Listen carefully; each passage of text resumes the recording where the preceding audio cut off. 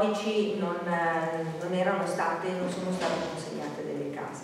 Voi sapete che da questa primavera c'è questa task force di cui si è tanto parlato. Un grazie naturalmente agli uffici del patrimonio, lavori pubblici, polizia locale, che si stanno dando da fare per fare sopralluoghi, rivedere tutto il patrimonio e darci la possibilità di avere un quadro perfetto di quelli che sono gli alloggi ERP.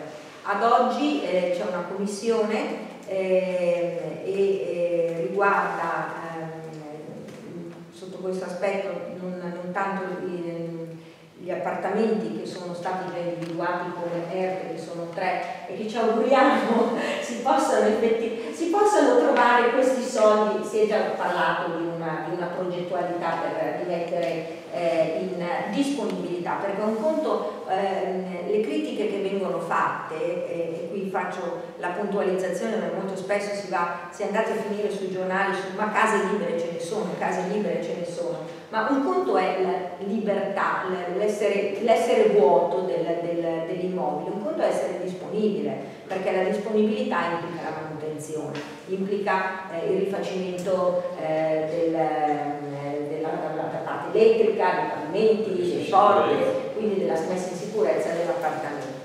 E quindi è ovvio che per mettere in disponibilità un alloggio, signori, servono soldi. E con le poche, prima si parlava delle poche risorse, ma comunque con le straordinarie risorse della nostra amministrazione, intanto per gli alloggi ERP ne sono stati individuati 3 e su questi 3 stanno lavorando, mentre sulle case ATER ne sono state individuate 4, ecco, quindi questo a giorni verranno consegnate. Una è già stata consegnata, le altre 3 hanno già individuato, sono state individuate, sono state chiamate le persone che risultano essere in graduatoria. Vediamo se queste persone accetteranno o meno l'alloggio che gli viene appunto indicato.